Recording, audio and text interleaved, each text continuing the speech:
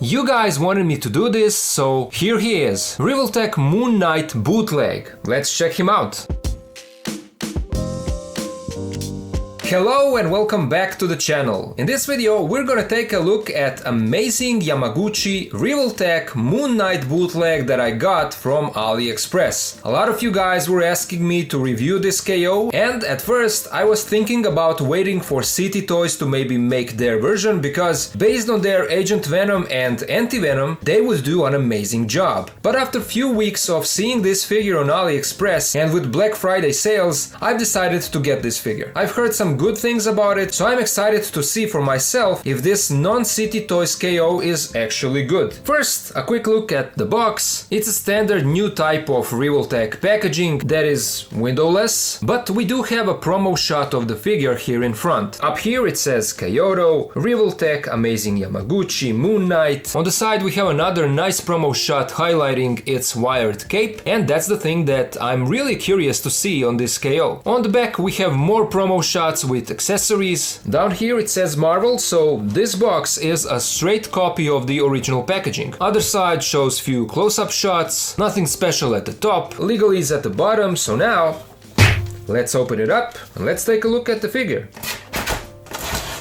Here is our Moon Knight KO out of the box, and my first impressions, this looks better than I expected. I don't have the original, so I can't compare the two, but seeing this on its own, I do like how the figure looks. The overall proportions are what you would expect from Revoltech figures. It is their standard newer body type with all the usual articulation cuts, and if that's something that you don't like, I understand you. I said it a few times before, I was not a fan of this line back when it started, but in time I started loving it. I still don't have any of their original releases, so I guess I don't love it that much, but I do enjoy these KOs. They are a lot of fun to pose around. Paint job here is also really interesting. The soft goods cape is obviously pure white, while the plastic hood has a slightly toned down shade of white. The two don't match perfectly, but it's good enough and it doesn't bother me. Other than the chest logo that is also white, the rest of the figure has two different shades of gray. Armored parts and the suit underneath are painted in different tones, and I like that because it breaks the potential dullness of the overall aesthetic of this figure. On top of that, the suit has a shiny metallic finish, while the armored parts are more matte. Here is a look at the back of the figure, which is something that will mostly be hidden by the cape. And taking a quick look at the cape, whoever made this copy has done a phenomenal job. The fabric does not feel cheap, and the wiring is beautifully done. The wires go from the collar down through the edges, so it goes all the way here, and then all through the bottom, and there is another one that is here in the middle. As you can see, the cape holds the pose with no issues at all. The stitches on it are visible, of course, but they are also white, so all of it kind of blends together. Taking a closer look at the details of the figure, we'll start off with the head. And here I see few issues. First, the eyes are misprinted. The sculpt is nice, but the paint application missed the spot. I don't know how well you can see it on camera, but the eyes are painted light blue and the paint is not placed inside of the eyes. It's better on alternate faces, but we'll get to that in a bit. The other issue that I have here is the imperfection of the plastic here on the jaw. You can see it here. I could maybe sand that down, but that would probably mess up the paint, so I don't think I'll be doing that. On the side of the hood there is some kind of stain. I'm not sure if the camera will pick that up, but you can see it a little bit here. It's maybe from a glue or something, I'm not sure. I've seen few people having issues with the collar being separated from the figure. Mine doesn't seem to have that issue, but even if that does happen, all you need to do is glue it back. It's a simple fix. Other than that, I don't see any issues with the sculpt or paint on this figure. You will probably find some paint chipping and paint bleeding, but from what I've seen here, I can't say that there are any major issues. Regarding the joints, the only ones that are a bit loose are shoulder joints, but just when moving the arm forward and back, like your standard butterfly joint. And even that is not bad at all. They are just not as tight as the rest of the joints. Arms hold any pose that you put them in, so it's not a real issue. On the back of the belt, we have a Marvel copyright logo. I don't know if this is on the original as well. It probably is. Overall, this looks like a fantastic bootleg. It's always hard to guarantee that if you decide to get it, you will get the same quality that I got on mine, but but based on what I see here, this is a great copy, especially for a price of around 20 bucks. Let's now take a look at his accessories. He comes with a display stand that you need to assemble, then we get a bunch of alternate hands. He comes with a pair of fisted hands that are already on the figure, a pair of gripping hands, trigger finger hands, a pair of relaxed hands, a pair of dynamic open hands, and a pair of moon weapons holding hands that almost look like Wolverine claws. Then we get a pair of alternate faceplates, and you get an angry one and an angrier one. So the face expressions are not that different. The eyes are painted much better on these two alternate faceplates. On this one they missed it just slightly, but this one is perfect. And from my understanding, for what I saw on the packaging, you can see here where they highlight the accessories that the faceplates have a much darker shading. In reality, this is what we are getting. So I'm not sure if this is how it is on the original as well, but that's what we have with the KO. The original also comes with a fully black faceplate, or maybe it's something that is some kind of exclusive if you are buying the original from official Kyoto online store. If that is a thing, that fully black faceplate is not included in this set. This guy also comes with these two moon weapons, then you get his stick weapon and the same weapon split in two halves. And with that you get two of these small pieces that are meant to be plugged into the back of the figure, and they serve as a storage for his weapons. You can plug them here in the back, right beside the Marvel logo, like this. He also comes with these two pieces that are kind of like extensions or add-ons for his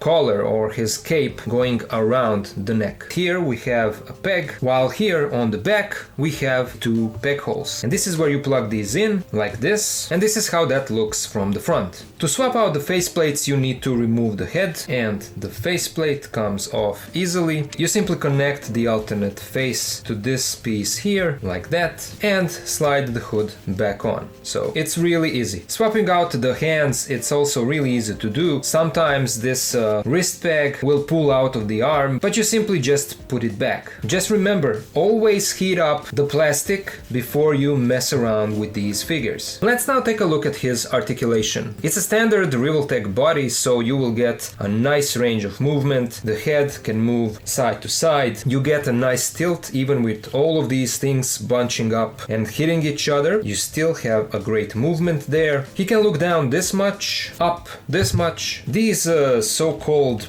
butterfly joints, these cuts that are typical for Revoltech figures, are kind of stuck on this one. They move just slightly. I should probably heat that up, and that will hopefully make it move a bit more, but this is what you get out of the box. Then we have a Revoltech ball joint in the shoulders that gives you the forwards and backwards movement.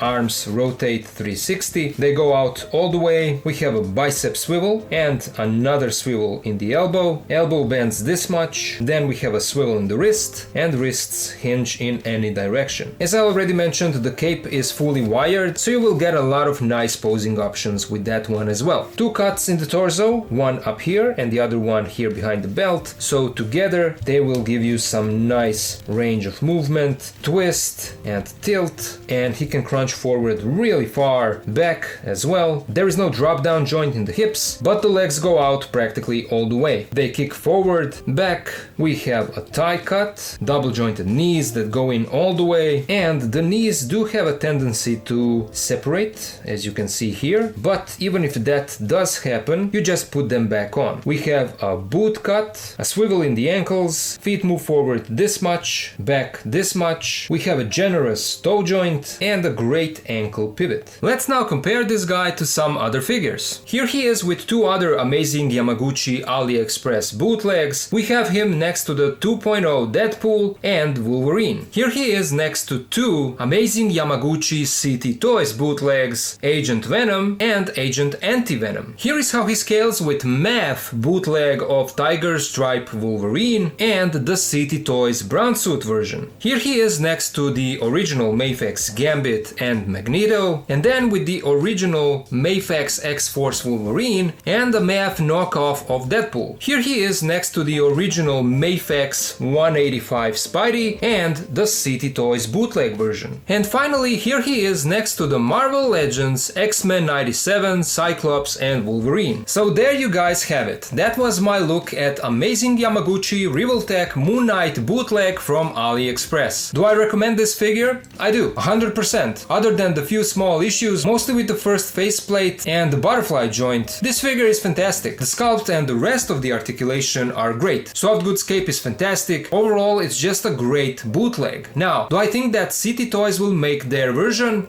I hope so, because I feel like they would do an even better job and probably include that fully black faceplate. But even if for some reason they don't make this figure, I would be good with this one. This is one of those better KOs that you can find out there, and if you want to check it out for yourself, I would say go for it. Again, I can't guarantee that you will get the same thing that I got, but even if you don't, at the end of the day, it's only 20 bucks and you will end up with some nice parts for customizing. I'm glad that I've decided to get it, and now I have a great looking and fully articulated Moon Knight in my collection, even though it's just a cheap KO. But those were just my thoughts, and now I would love to hear yours. What do you guys think about this figure? Does it look good to you, and do you plan on getting it or not? Are you maybe waiting for City Toys to make their version? Do you have the original? And if you do, let me know how different it is from this bootleg. In case someone is interested in getting this figure, I will leave a link for where I got it from down in the description so you can use that. As always, a special shout out goes to my Patreon supporters for helping me to do what I do here on the channel. Everything earned there goes into the channel's content, so if anyone else can join and help, please do so. Patreon link is in the description as well. If not, that's also okay. You are still helping simply by watching and sharing my videos. So thank you all for watching, thank you for being here with me, and I'll see ya in the next video.